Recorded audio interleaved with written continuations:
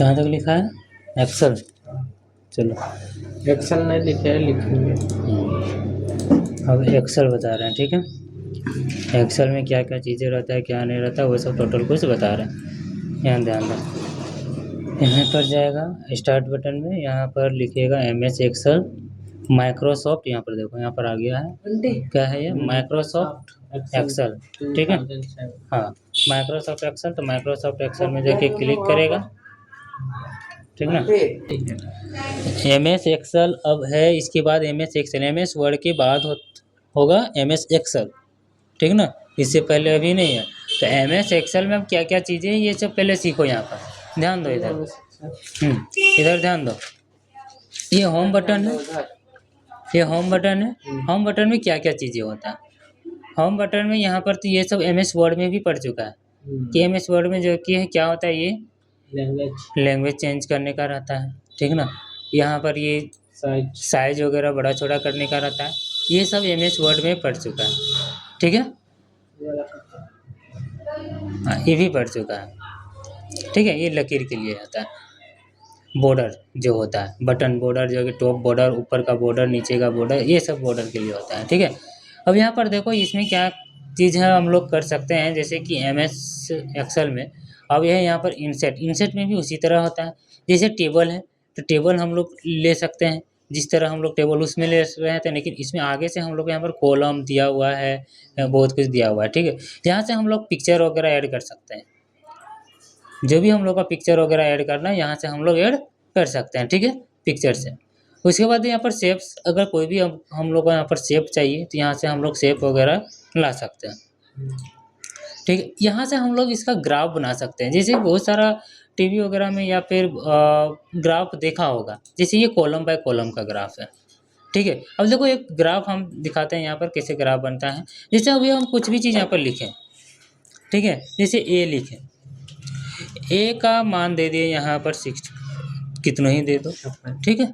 उसके बाद बी का दिए,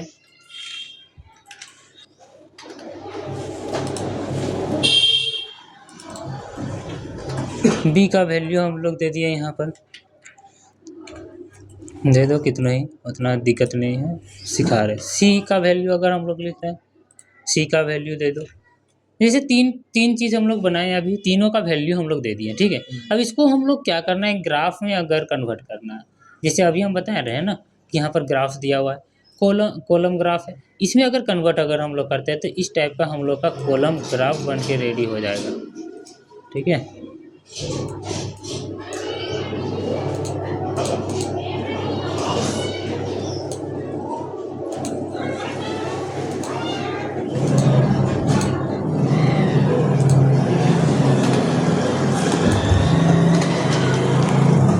ग्राफ क्यों नहीं बना?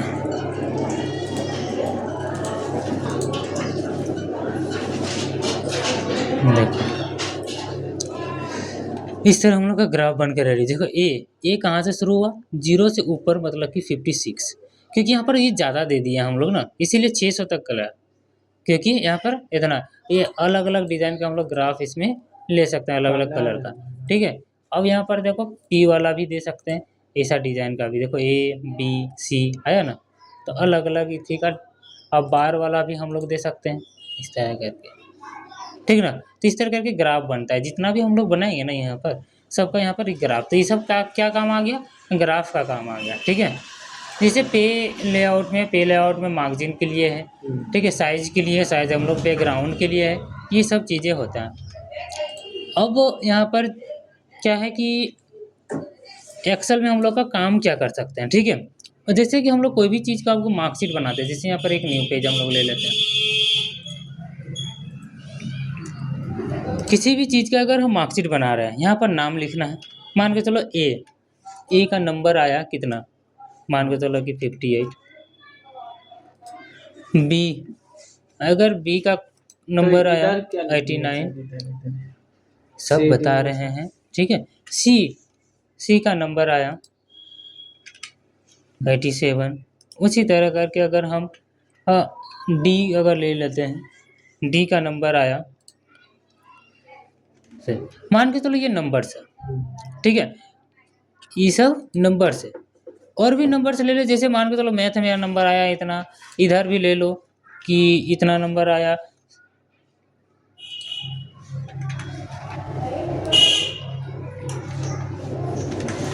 अलग अलग सब्जेक्ट में अलग अलग नंबर आता है, ठीक है। तो अलग अलग सब्जेक्ट में अलग अलग नंबर हम ले लिया, इस तरह करके।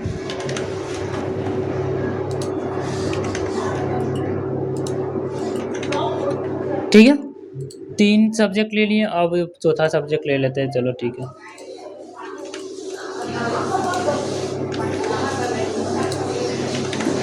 और एक सब्जेक्ट ले लिया, ठीक है। मान के चलो 4 सब्जेक्ट ले लिया। अब यहाँ पर टोटल को जोड़ना है, ऐड करना है, ठीक ना।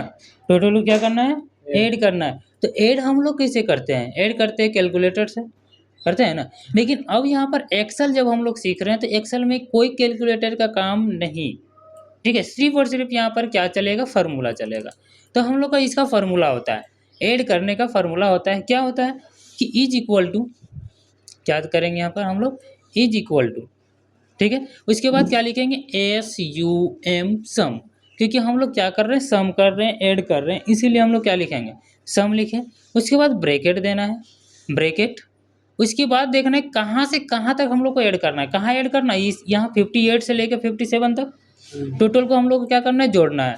तो 58 कहाँ पर है, बी नंबर है, देखो बी में है ना, बी कहाँ पर है, 58। तो यहाँ पर लिखो बी, क्योंकि बी पर है, 58 कहाँ है, बी। लेकिन 58 है कहाँ, बी कहाँ पर है, बी 1 में है ना। इधर से देखना है, क्या है यहाँ पर 1, तो बी 1 में है। तो हम लोग यहाँ पर क्या लिखेंगे, B1, ठीक है। फिर ये कोमा देंगे, ठीक है। अब यहाँ पर क्या लिखेंगे, B हो गया, कहाँ तक लेना है, E तक लेना है। तो हम लोग यहाँ पर क्या लिखेंगे, E कितना लिखेंगे, 1, E1। फिर यहाँ पर ब्रैकेट बंद, ठीक है। ये फार्मूला यहाँ पर थोड़ा सा गड़बड़ होगी, यहाँ पर जो कि है ये वाला देना है, शिफ्ट दबा के, ठीक है। ये हो गया, ये पूरा का पूरा फार्मूला हो गया। ये याद रखना है कि कहाँ से कहाँ तक हम लोग को लेना है। तो हम लोग कहाँ से ले लिए, B1 से लेके E1 तक। उसके बाद क्या करना है, इंटर दबा देना है। फिर हम लोग इंटर दबा दिए, इंटर दबा दिए तो क्या हो गया, ये टोटल का टोटल नंबर यहाँ पर इक्वल टू करके आ गया, मतलब ऐड होके आ गया। समझ में आ गया कि ऐड कैसे करना है। अब देखो, और एक ये क्या है, इसमें इंटरेस्ट वाला बात क्या है कि इसमें से हम लोग का हर जगह पर फार्मूला लगाना जरूरी नहीं है।